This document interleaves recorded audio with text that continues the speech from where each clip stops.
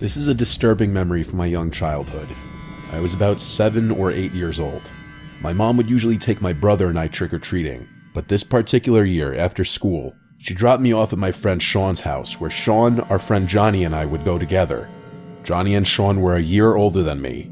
We met while I was playing with my brother on the block. Johnny and Sean lived around the block from me. Sean had a weird upbringing that I never really understood. His sister was like 20 years old. There was a big gap between them. She was always his caretaker, it seemed, whenever I was at his house. His house always smelled like cat, and his sister always had a different guy over, it seemed like. His sister was always cold to me, in the sense that she'd never acknowledge me or say hi or anything. Sean's dad was never in the picture, and his mom, I believe, was always working out of town, I guess. I only met Sean's mom a few times. We never really stayed in touch for long enough for me to figure all of this out. Anyway, my mom dropped me off at Sean's, expecting that Sean's mom would be trick-or-treating with us. After saying goodbye, I went into his house. Johnny was already there. We all had big pillow sacks to fill with candy. This was around the time that I learned that neither Sean's mom nor sister were coming with us to supervise. I was young, so I sort of felt slightly uncomfortable knowing that Johnny and Sean would be leading the way, but at the same time, I felt a sense of excitement that we'd have more freedom. I knew for a fact my mom would not have approved of us going unsupervised though. So eventually, we were off into the neighborhood, walking around doing our rounds door to door. Quite a few people asked if we were alone or where our parents were, and Johnny would always be the one to use the same lie, that his mom is up ahead with his sister. It worked every time. This was on a Friday, so we didn't get to start at trick-or-treating until around 5 o'clock. But we didn't have school the next day, so we intended on going until our pillow sacks were completely full. We took a break after a couple of hours and went to Sean's, where he heated up a bunch of frozen pizzas. At the time, I was so jealous of the apparent freedom he had in his house, not having parents who cared about what he did. But looking back now, I count myself super blessed to have grown up in a household with 2 strict parents. After we hung out at his house for an hour and watched Halloween specials on Nickelodeon while eating pizza and candies, Johnny eventually was picked up by his mom, but Sean and I wanted to keep going, so we eventually headed back out for round 2. It was dark out now, and it had to be past 8 p.m. There were a lot less trick-or-treaters now. We tried to go to certain blocks we hadn't gone down yet, which meant straying further away from Sean's house. We found a block we hadn't touched yet and continued knocking on doors. Some houses didn't answer at this hour, and mostly everyone else had a comment about us being alone or how it's getting late. We noticed a man pushing a stroller a couple houses down behind us. He was walking very slowly in our direction, probably a dad trick-or-treating for his young child. As we continued going door to door, the man with the stroller got closer. Eventually, we heard him going shh and singing softly. Eventually, he caught up to us, and he said, "How's the trick-or-treating going, boys?" And we replied, "Good," at the same time. And then he said, "It's pretty late. I'm on my way back to my house. I can give you guys the rest of my candy." Sean and I looked at each other with telling faces, as if we just hit the jackpot. Sean asked what kind of candies, and he said a bunch of bags of different things. He said he didn't get to give much away because he wanted to take his daughter out for a trick-or-treat stroll. He did have a bag dangling on one of the handles of the stroller, which was filled with some candies. The stroller was fully covered by a folding piece on the top, so we couldn't see his daughter. He said she's asleep and he didn't want to wake her up, but he pointed ahead and said his house is just up this way. So we followed behind him as he pushed the stroller. He was walking a little faster now. As we walked, I realized there was next to no one else out at this point, even though it was a Friday night. It seemed like a quieter side of the neighborhood. The man talked to us as we walked, asking us questions. What part of the neighborhood we were from, where we went to school, basic stuff. I let Sean answer most of the questions. Him being even just a year older than me at that age, I felt like he was the one who should take lead. On multiple occasions as we walked, the man would lean into the stroller and talk in a high pitch to his daughter. Then he'd turn back and smile at us. We finally made it to his house. He led us up the walkway with the stroller and unlocked his door. After he opened it, he brought the stroller with his daughter inside first, and then invited us to come inside. Sean led the way, so I followed. I was the one to ask if we could leave the door open, and the man paused, and then said, "Yeah, of course." He said he'll be right back as he goes to get the candy bags. He pushed the stroller into the middle of the living room, only about 10 feet away from where we were standing. I nudged Sean because I felt uncomfortable. I whispered, why would he leave the candy so far away? Sean didn't respond. Instead, he turned toward the living room and then walked up to the stroller. He lifted up the folding part that was covering the baby, and he looked disturbed. He hurried back to me, whispering, let's go. He was full on running once we got outside, and I followed behind, which was a bit tougher because we had those heavy pillow sacks. I still was confused about what he saw, but just then, we heard a woman's voice yell, excuse me. It was one of his neighbors. She came running over to us and asked if we know that man, and it was at this point that Sean spilled the beans and said he offered us his leftover candy, but he was pushing a stroller with a fake baby in it. I remember getting goosebumps as he said that. The woman said, yeah, that man doesn't have a child. I saw you walking by with him. She took us to her car and drove each of us home. I know, getting into a stranger's car after that was another questionable move. The woman came to my front door to talk to my mom about what we just told her. My mom was distraught. After I told her every last detail about the night, she sent me to my room while my parents called the police on that man. My parents never told me anything about what happened after that. I believe they wanted to shelter me from any more exposure to the situation. My mom didn't want me going over to Sean's house anymore, and I know she had quite a bit to say to Sean's mom. I did see Sean at school once in a while still, and we'd remain cordial, but our friendship was never the same after that night.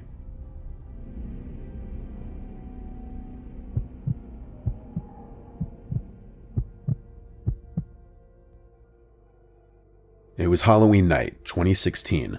I was tasked by my parents to hand out candies to all the kids for the day. My mom bought 1,000,000 bags of candy that I knew we'd have left over for weeks, and I'd be the one regrettably munching on them for days, if not weeks to come, as I was trying to lose weight. I always told my mom she went way overboard with the candies. The house was in a cul-de-sac on a dead end. We hardly got any trick-or-treaters usually. However, we did have some loyal kids who'd always come to our house knowing how much candy we'd give. Halloween was on a Monday this year. I was in college. I conveniently had Mondays and Wednesdays off this semester. So the first half of the day, I went to the gym and then worked on my assignments for class. It was always around 4 p.m. that the sound of kids outside would indicate that trick-or-treaters were out. The first time the doorbell rang was, I guess, somewhere between 4 p.m. and 5 p.m. The day went as you'd expect. There's nothing interesting about handing out candies all day to little kids and my dog Vito barking like crazy every time the doorbell rang. I'd say from the first trick-or-treater to 8 p.m., there were maybe 10 to 15 total. As I said, that cul-de-sac was out of the way for people to come. It was more effective for trick-or-treaters to pass it and just keep going straight.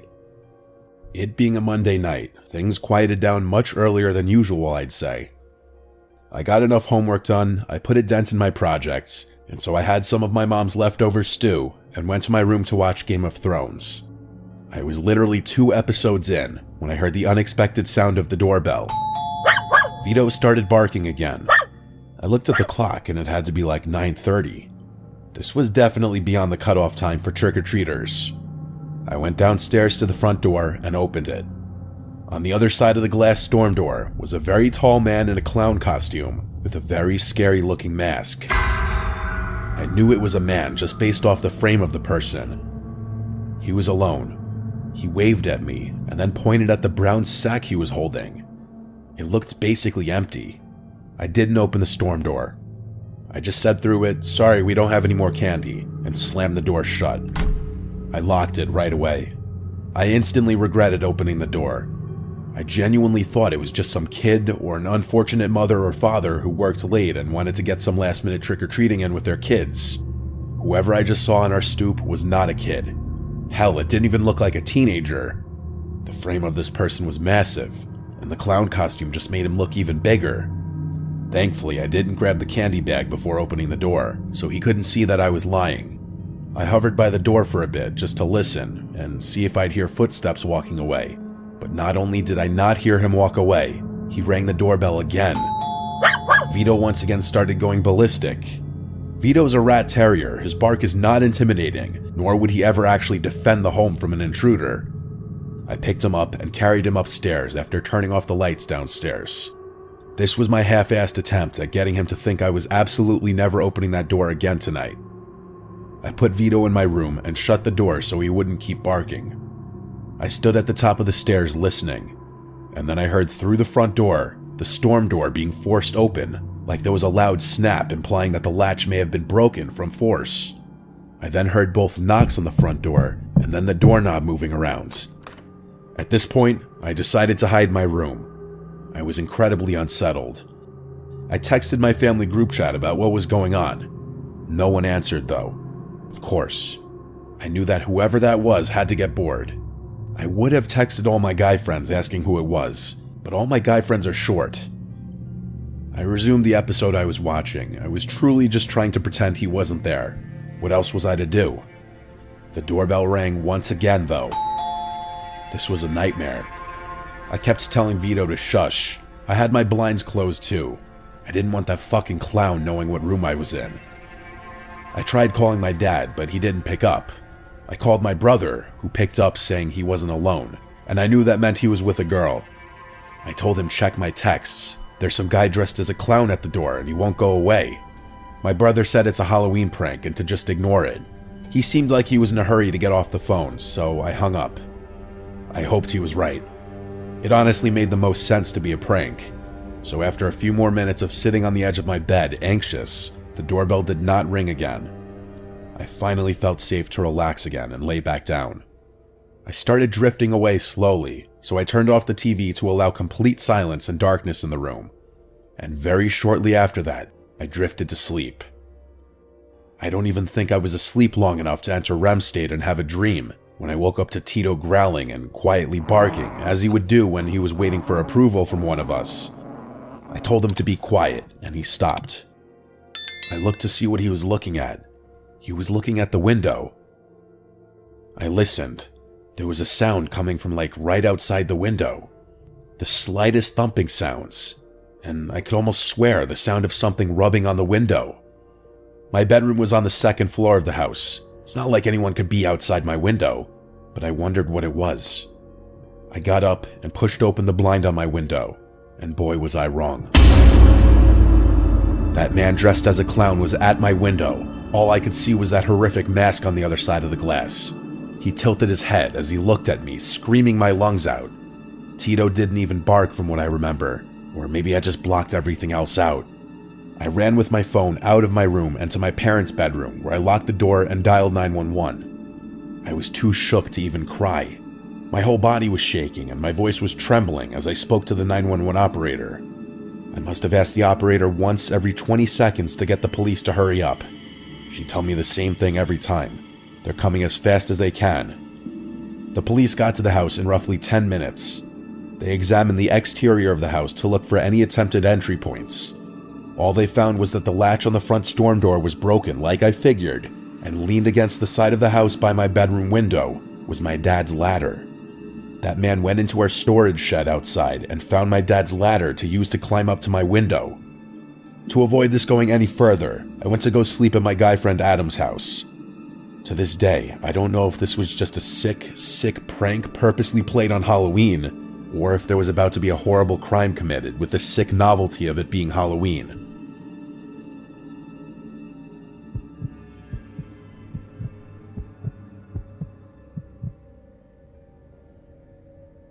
It was late October, Saturday, Halloween weekend. I think Halloween was on a Tuesday this year, so the big party night was the Saturday before. My friends and I were still looking for last-minute plans since everything was sold out. Ideally, we wanted to find a house party.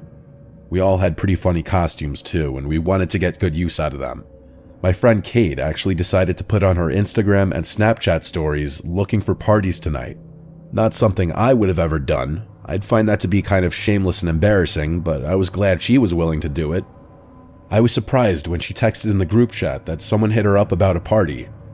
Pretty soon after, she sent a screenshot of the details in the group chat. It had an address, start time, and a few ground rules, such as the party would only be indoors, no backyard access, and bring your own booze. It also said must bring at least one girl for every guy.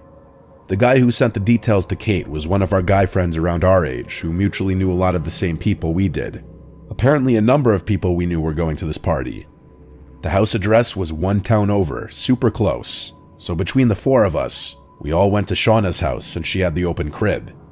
We pre-gamed there for about an hour as we all finished up getting ready. We waited till our guy friends confirmed that they were going. Then we decided to head over. We called an Uber. We all had our own drinks, varying from Four Locos to White Claws to vodka shooters. The Uber driver was probably sick of us by the end of the drive. When we got to the house, we saw a bunch of cars everywhere. The house was pretty big, a very spacious front yard. We were 4 girls walking in, so surely whoever was throwing this party was gonna love us. We didn't hear any music until we got closer to the door. Then we heard the beating of the bass. I opened the door, and the first room we were in was a cross between the living room and the kitchen. The entire house was very dimly lit, only by a bunch of orange lights hung up, definitely creating a Halloween party ambiance. The place was decently crowded, but honestly, we didn't know anyone. Kate texted the guys we knew to see if they were here yet. In the meantime, some older guy came and greeted us. He asked our names, and he said he's John, Luke's dad. Apparently, Luke was the guy throwing this party. I asked who Luke is, where he goes to school, and he replied, "Oh, he's around here somewhere, you can ask him when you see him." Then he asked us if we wanted to put our drinks in the cooler. He led us into the kitchen where there were 3 big coolers of ice. Each one already had a bunch of drinks in it, so we put some of our cans in the coolers. The John guy seemed like he was 50-something years old, which would make sense if his son was the one throwing the party, but at the same time it seemed slightly weird he'd be so welcoming and involved in such a big party in his own house. He was going around talking to everybody. Well, it seems mostly the girls. He seemed like he could have also been drunk. The 4 of us played beer pong at one of the tables, where some guys started talking to us, so we started playing them. Kate then said our guy friends were on the way, which I was happy to hear. John suddenly yelled my and Kate's names over by the counter in the kitchen. He was yelling shots. My other 2 friends, Shauna and Tracy, looked slightly offended, so I said, "Can we all have one?" And he yelled, "Yeah, sure." So we went over to the kitchen counter by him and all took a shot of tequila. I gagged because there was no lime. I was definitely starting to get drunk after this. It was odd how much the dad of the house was trying to hype this party up. He had this oddly welcoming yet unsettling presence. The unsettling part because he was much older than the generally college-age people here, and he was pushing drinks on people. Then he asked what our poison is. I wasn't going to say anything until the girls all gave their favorite drinks. John started making a bunch of mixed drinks. In the meantime, we went back to the beer pong table where the guys we were playing were still waiting. I plugged my phone into an outlet just because I was down to like 50%. Then I went back to the game. Mid-game, John came over with 2 drinks for Kate and I, and then he came back with 2 more for Shauna and Tracy. They were all in red Solo cups. He made me a vodka soda. I sipped on it during our beer pong game whenever I had a chance. I was drinking it slow because I was already drunk. After we lost to the random guys, I went to get my phone, only to realize it didn't charge at all. It was still at the same percent. The outlet wasn't working. I didn't feel comfortable leaving my phone on any other outlets, so I just refrained from killing the battery any further. Our guy friends eventually showed up, and it was soon after this point that things quickly became a blur. I mean very quickly. Like 1 second I remember talking with our friend Jeff, the next blacked out. The next thing I remember was my friends waking me up in the car outside my house. I felt woozy. My vision was blurred, my head was spinning. We were in one of our guy friends' cars. One of the guys walked me to my front door and helped me inside, then they all left. I was alone, except for my parents asleep in their room. I felt I must have drank way too much, but I also had a woozy, weird feeling in my head that I'd never felt from drinking. I felt dizzy. I went straight to my room to bed. I checked my phone, and I had some text from a random unsaved number. I opened it, and there were a bunch of texts already. It started with me texting my name, and then they responded, "John." Uh-oh. After that, he said, "You look so cute." Based on the time he sent this, it was still during the party. There was a 2-hour gap from then until he texted me again saying, "Where did my favorite girls go?" I was shocked at myself that I gave that man my number. I must have been drunker than I thought. But regardless, I lowered my head onto the pillow and fell asleep instantly. The next morning, I woke up to some disturbing texts. As my head was spinning, I read these sickening texts. After I fell asleep, I got texts from John that said, "Where are you? I'm coming to your house. You left something here." Followed by, "I'm here. Can you come to the door?" Followed by, "Hello, are you awake?" He also tried calling me 3 times. This was all at like 2 a.m. I sent the screenshot to my friends, and this was when they reminded me of what happened. John was all over me as I was increasingly becoming a zombie. My friends started getting concerned, so they pulled me away and we left the party. And just as we were leaving, 2 police cars showed up outside, presumably for a noise complaint. And as we left, everyone took note of there being no furniture in the house. It was just a big empty space filled with people and beer pong tables. One of my guy friends looked up the number somehow, and he told me it was a voice over IP number, which I didn't understand, so he just said it was a fake phone number that John texted me from. He also said that with my number, he could easily find my address. I felt even more sick now. I asked if anyone ever met his alleged son, and everyone said no. We were starting to think there was no son, and when Shauna suggested he might have roofied me, it made so much sense. I'd never before felt the way I was feeling. We decided to take this to the police. We all went to the nearest police station and reported everything, including the texts. The cop at the front desk asked if this was in relation to the house party in the vacant house last night. We were at first confused by him saying vacant house, until he explained that there was a call from neighbors about a party going on in a house that had been vacant for some time. We all looked at each other with our mouths gaping. We were all brought into an office to sit down with, I guess, a detective to take down the whole story. He took the fake phone number and said they'll try to trace this back to somebody once they get a warrant. We gave the police everything we could, and we went on our way. I blocked the fake number. I honestly felt sick over this for a while. As the days went on and nothing happened, I was confident it was over. But none of us ever heard from the police. We never heard of any arrests being made or anything. To think that man went out of his way to advertise a house party in a vacant house to have access to young women, roofied me and possibly other girls, lied about having a son, all of this. This was clearly a very, very dangerous man, and the fact that we still haven't been called in to identify anybody scares me to think he's still roaming free. This was a month ago. I'll update if things change, and I'm crossing my fingers that they do.